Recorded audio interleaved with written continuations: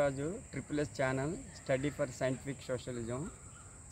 మీ అందరూ సబ్స్క్రైబ్ చేసి లైక్ చేసి కొంచెం కామెంట్ రూపంలో పెట్టి నన్ను కొంచెం అందరూ సబ్స్క్రైబ్ చేస్తే నాకు కొంచెం మిమ్మల్ని నన్ను పూర్తిగా సహకరించిన వాళ్ళు అవుతారు.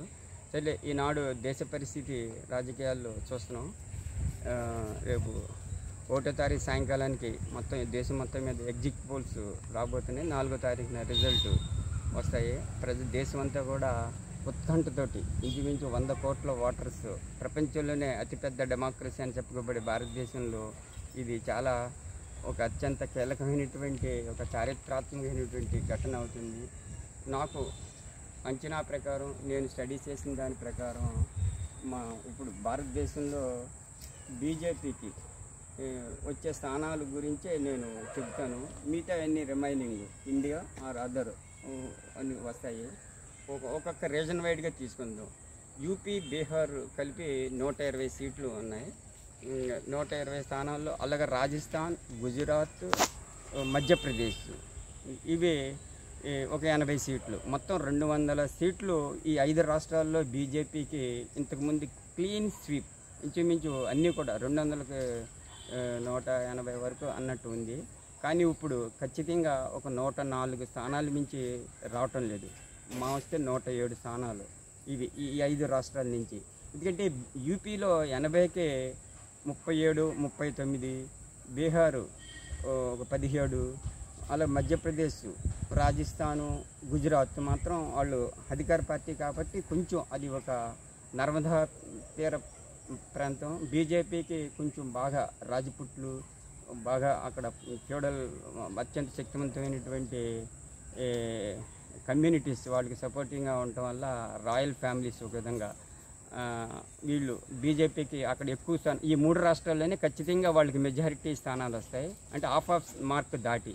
ఇంతకుముందు కంప్లీట్గా వాళ్ళకి మొత్తం అన్నీ కూడా క్లీన్ స్వీప్. ఇంకా మిగతా చూస్తే తమిళనాడు, కేరళ, పుదుచ్చేరి కలిపి 60 స్థానాలు. 60 స్థానాల్లో ఒక్క స్థానం కూడా బీజేపీకి రావటం లేదు. అలాగే కర్ణాటక, ఆంధ్రప్రదేశ్, తెలంగాణ కలిపితే బీజేపీకి ఒక 46 స్థానాలు, ఇది 47 స్థానాలు వస్తుంది. ఇది 47 కాదు, అందులో చాలా ఆఫ్ మార్క్కి చాలా తక్కువలో ఉంటాయి. ఇంచుమించు ఆంధ్రప్రదేశ్లో ఒక 3 స్థానాలు వస్తే, తెలంగాణలో ఒక 2, 3 వస్తే, కర్ణాటకలో 13 స్థానాలు మించి రావు. ఇంకా మిగతా చూస్తే మహారాష్ట్ర తర్వాత బెంగాల్ అవి ఒక 80 స్థానాలు.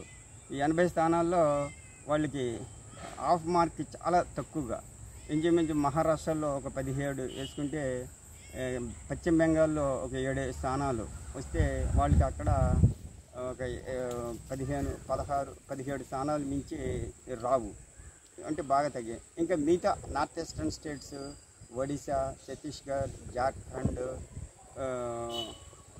ఇవన్నీ చూస్తే నార్త్ ఈస్టర్న్ స్టేట్స్ అటు కేంద్రపాలిత ప్రాంతాల్లో వాళ్ళకి చాలా ఆఫ్ మార్క్కి బాగా లోయెస్ట్. ఒక అస్సాంలో మాత్రం వాళ్ళు అధికార పార్టీ కాబట్టి అక్కడ వాళ్ళకి ఒక 5 స్థానాలు, 7 స్థానాలు రావచ్చు.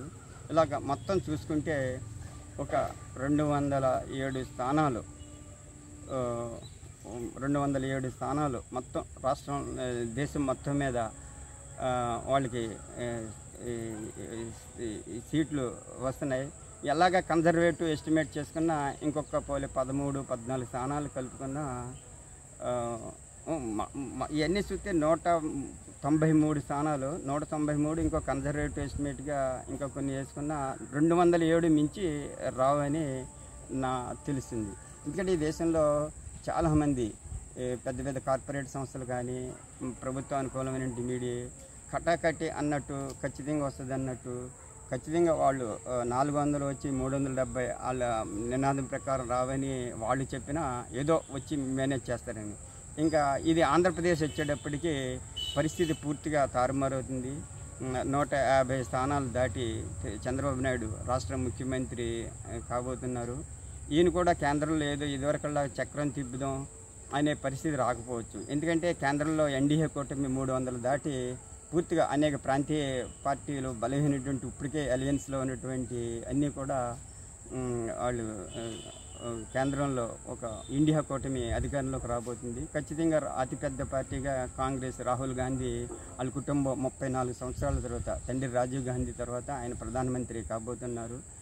ఎందుకంటే భారతదేశం అనేది బహుళ జాతులు, బహుళ ప్రాంతాలు, బహుళ భాషలు, బహుళత్వంలో ఏకత్వంలో భిన్నత్వం అన్నది వందల వేల సంవత్సరాల నుంచి ఒక అత్యున్నతమైన ఒక సంస్కృతిని మనం అలవాటు చేసుకున్నాం. మళ్ళీ ఇవన్నీ కూడా ఒక దారిలోకి రావడానికి దేశంలో ఉన్న 50 మంది కార్మిక వర్గం, శ్రామిక వర్గం, దళితులు, minorities, scheduled caste, scheduled tribes, Muslim, మిగతా అదర్ కమ్యూనిటీస్ ఇవన్నీ ఒక అత్యంత ఒక శక్తివంతమైనటువంటి ఒక రాజకీయ శక్తిగా ముందుకు వచ్చి మళ్ళీ మన భారతదేశానికి ముందు మన దేశం యొక్క మళ్ళీ ఒక గాడిలో పెట్టడానికి, మన దేశం యొక్క పరిస్థితి మెరుగుపరచడానికి చాలా అవకాశాలు ఉన్నాయి. ఎందుకంటే ఒక భారతదేశంలో మొట్టమొదట స్వాతంత్రం వచ్చిన తర్వాత పూర్తిగా ఒక ఆర్ఎస్ఎస్, జనసంఘ్, ఒక ఐడియాలజీ బేస్ మీద హిందూ మహాసభ, పూర్వం జమీందారులు జస్టిస్ పార్టీ అనేది ఉండేది. సాధారణంగా ప్రపంచంలో ఫ్యాసిజం అనేది ఎక్కడైతే ఫ్యూడలిజం సంబంధాలు, పెట్టుబడిదారీ సంబంధాలతో కలిసిపోయి ఆ రెండు కలిసి రాజ్యాధికారం చేపట్టితే ఒకప్పుడు జర్మనీ, ఇటలీ, తర్వాత స్పెయిన్, ఫ్రాంకో జనరల్ అని రెండో ప్రపంచ యుద్ధంలో ఒక భయంకరమైన అంతర్యుద్ధం జరిగింది. అలా జపాను, ఇవన్నీ కూడా గత కలోనియల్ హిస్టరీ కానీ గత ఒక 300 సంవత్సరాల చరిత్ర జరుగుతుంది. ఇది ఒక భయానకమైనటువంటి రాజ్య వ్యవస్థ. బీజేపీ దానికి ఒక చివరి ఒక పరాకాష్ట దశలో అది ఒక అధికారం చేపట్టిందే తప్పించి దేశాన్ని ముందుకు నడిపించే స్థితి లేదు. ఈనాడు అనేకమైనటువంటి చూస్తుంటే ఒక ప్రధానమంత్రి హోదాలో ఒకప్పుడు డివైన్ థియరీ అని నేనే దైవాంశ సంభూతుడు, భగవంతుని నీడగా వచ్చాను, భగవంతుని ప్రతినిధిగా ఈ దేశానికి అవతరించాను, జనాల్ని చాలా నమ్మించి కొన్ని వందల సంవత్సరాలు యూరోప్లో జరిగింది. ఆ తర్వాత ఫ్రెంచి 16వ లూయి 16వ రాణిని బహిరంగంగా ఫ్రెంచ్ విప్లవంతో వాళ్ళు ఉరితీయటం, ఎన్నో భయంకరమైన అంతర్యుద్ధాలతో ఆ ఫ్యూడలిజం అనేది క్యాపిటలిస్ట్ సంబంధాలుగా, ఆ తర్వాత వలస వ్యవస్థగా, సామ్రాజ్య వ్యవస్థగా దారితీసి ఈనాడు మనకి ఈ స్థితికి వచ్చాం. భారతదేశం ఖచ్చితంగా నేను ఇప్పుడున్న పరిస్థితిని బట్టి ఆ బీజేపీకి 207 స్థానాలు మించి రాకుండా వస్తాయని నేనైతే ఎక్స్పెక్ట్ అనుకోవటం లేదు. రేపు 1వ తారీఖు 7 తర్వాత అన్ని ఎగ్జిట్ పోల్స్ వస్తాయి, 4వ తారీఖు రిజల్ట్ వస్తాయి. ఇదేంటంటే ఒక రికార్డెడ్గా ఉంటాయని నేను ఒక రాజనీతి శాస్త్రంలో 15 సంవత్సరాల నుంచి మా పిల్లలకు చెప్పే పాఠ్యాంశాలని ఆశయంగా చెప్పి ఇది పెద్ద సబ్జెక్టు. ముందు వాళ్ళకి కూడా నేను ఒక పాఠ్య అంశాలుగా రాజకీయాల్ని అది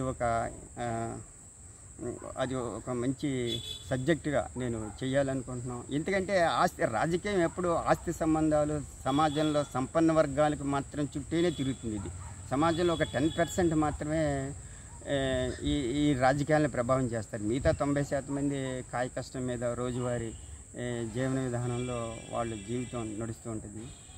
నేను ఇంకొక చివరి విషయంగా ఖచ్చితంగా రాష్ట్రంలో కూడా చంద్రబాబు నాయుడు చాలా అపారమైన అనుభవం ఉంది.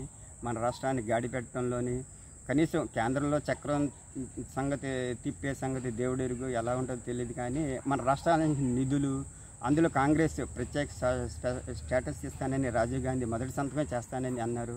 అలాగే మనకు ఉన్నటువంటి పబ్లిక్ రంగ పరిశ్రమలు ప్రోత్సహించి పూర్తిస్థాయి ఉపాధి కల్పించి మన రాష్ట్రాన్ని మళ్ళీ ఇదివరకు తెలంగాణలో హైదరాబాద్ స్టేట్ని మాదిరి తీసుకెళ్తే మన తెలుగు జాతి గర్వించదగ్గే ఒక ఉన్నతమైన భారతదేశంలో ఒక శక్తివంతమైనటువంటి స్థానం మనం పొందగలుగుతామని నేను ఆశిస్తున్నాను.